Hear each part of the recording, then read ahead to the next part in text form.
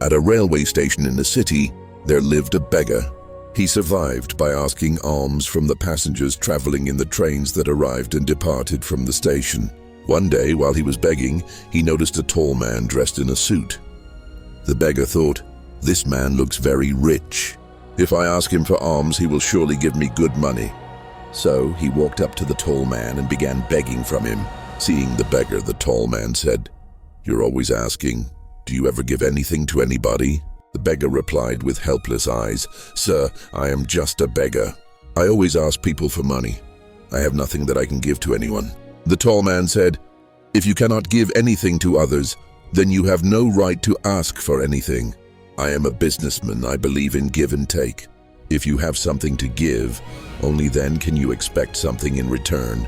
Saying this, the tall man boarded the train and left. The beggar kept thinking about those words. The words of that tall man pierced deep into his heart. He wondered, maybe I don't receive more alms because I have nothing to give in return. But I'm a beggar. I have nothing. For how long will I keep asking without giving anything back? After thinking a lot, the beggar made a decision. From now on, whoever gives him alms, he would give them something in return. But another question troubled him. I am a beggar. What can I possibly give to others? 2 days passed, and he still had no answer. On the third day, while he was sitting near the station, he noticed some flowers blooming on the plants around the platform. A thought struck him. Why don't I give these flowers to people in return for the alms they give me? He liked this idea. He picked a few flowers from the nearby plants and entered the train to beg. Now, whenever someone gave him money, he handed them a flower in return. People accepted those flowers with happiness and kept them with love. Soon he noticed a wonderful change. More and more people began giving him alms.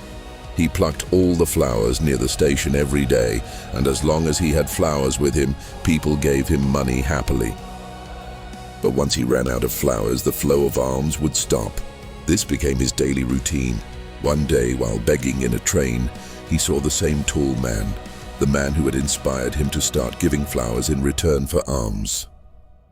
Excited, the beggar rushed to him and said, "Today I have something to give you. If you give me alms, I will give you flowers in return." The tall man smiled, gave him some money, and the beggar offered a few flowers. The tall man loved this gesture. He said happily, "Wonderful. Today you have become a businessman just like me." Saying this, he took the flowers and got off at his station. But once again, the tall man's words sank deep into the beggar's heart. He kept thinking about what he said. A wave of happiness rose inside him, and his eyes began to shine. He felt as if he had finally found the key to success, the key that could change his life forever. He immediately got off the train, looked up at the sky with joy, and shouted loudly, "I am not a beggar. I am a businessman. I can become rich." People around looked at him with confusion, thinking that the beggar had gone mad. From the next day onwards, the beggar was never seen again at that station. 6 months later, at the same station, 2 men in suits were traveling. They looked at each other, shook hands, and one of them asked, "Do you recognize me?" The second man replied, "No. As far as I know, we are meeting for the first time." The first man smiled and said, "No, think again. This is not our first meeting, this is our third." The second man said, "I don't remember. When did we meet earlier?" The first man smiled and said proudly, "We met twice before on this very train. I am the same beggar whom you first taught what I should do in life. And during our second meeting, you told me who I truly was." The second man was surprised. "Oh, I remember now. You are that beggar to whom I once refused to give alms, and the second time I bought flowers from you. But today you're well dressed in a suit. Where are you heading? What do you do now?" The first man replied proudly, "Yes, I am that same beggar. But today I'm a big flower merchant. I am traveling to another city for my business." He continued, "In our first meeting, you told me the natural rule that governs life. You receive only when you give. This rule truly works. I experienced it myself. But I always saw myself as a beggar.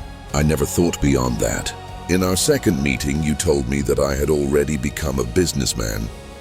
That changed my whole thinking. I finally understood why people were giving me so much alms.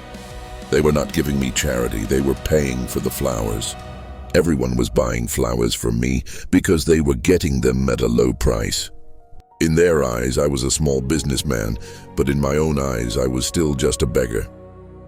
When you made me realize who I truly was, everything changed. With the money I collected from selling flowers, I bought more flowers and became a flower trader. People here love flowers, and their love made me a successful flower merchant. Both businessmen were delighted, got off together at the station, and walked forward discussing their businesses. Moral of story. The tall businessman in the story understood the rule of give and take very deeply. All great businessmen in the world use this natural rule to succeed. He taught the same principle to the beggar. The beggar accepted this rule, changed his thinking, and his life changed before his eyes. This story tells us that if we change our mindset, we can achieve anything. If we keep thinking of ourselves as small, we will always remain small. To become big, we must think big about ourselves.